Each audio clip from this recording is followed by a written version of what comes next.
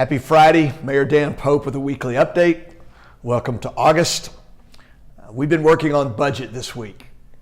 Just a little bit of update on how that works. We spent 3 afternoons this week, about 10 hours worth of work, starting at 3 o'clock on Monday, Tuesday, and Wednesday afternoon. You can go back and watch them on video on demand on the city website if you like, but went through the entire budget. We'll continue to work between now and September 13th when we expect to approve that budget. And so we'll talk about it in work session before our meeting this Thursday, again on the 23rd. And I'll keep you updated because it's probably the most important thing we do. So if we've not made any final decisions. We won't really till September. But I think a lot of the recommendations from staff we support. And there are a few items that are hanging out there, and we'll continue to work on those, and you can follow that. But here's some of the highlights of the budget. First of all, we enjoy increased revenues because of our growth. And I think the council all believes that it's important that we invest those revenues in our community, in our employees.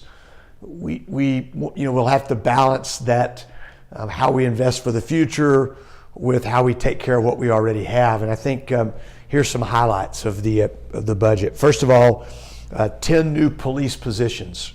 So 10 new officers. So we did that last year.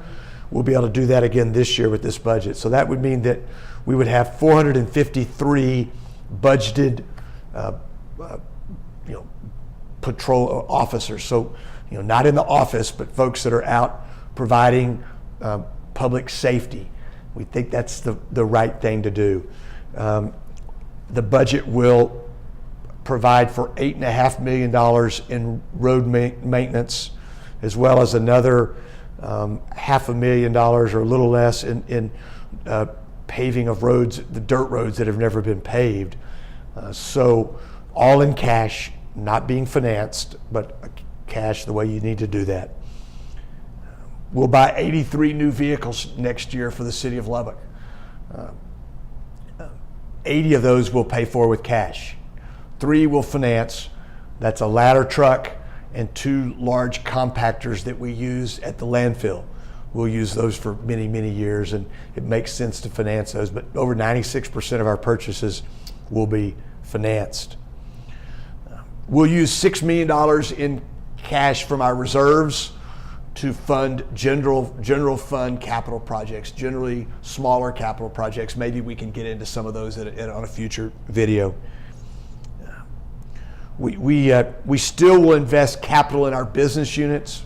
We've got projects going on at the airport. We certainly have projects going on at LP&L to help prepare us for ERCOT and to update our electric grid. We have water projects going on. We've talked a little bit about some of those. We'll talk more about that in the future. But that's the high-level overview of our budget. I'm interested in what your thoughts are. I hope you've had a chance to follow the news around this. Maybe you'll have a chance over the weekend to watch some of our discussions. If you have an hour, in just 1 hour, I would suggest that you go to last Monday's budget overview and watch the city manager's overview as he laid out the sort of a big picture view of what we've accomplished and what's in front of us. Remember one more thing about the budget.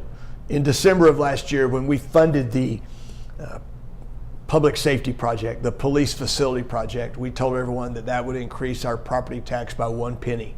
That will happen. But that's all that's going to happen. That'll be the max, and we're not going to go over that. That's the first piece of that project. There'll be 2 more pennies coming next year, and we'll talk more about that as a reminder sometime later as we get closer to finalizing the budget. Changing topics, 2 more quick things. Last Sunday, I had a chance to go to stand-up paddleboarding in Lubbock. It's called SUP LBK, I believe, and you can look it up on Facebook. But it's out on the Canyon Lakes on Lake 6, the historic Dunbar Lake. It's our biggest lake. It's I believe it's our biggest lake. It's about close to 80 acres.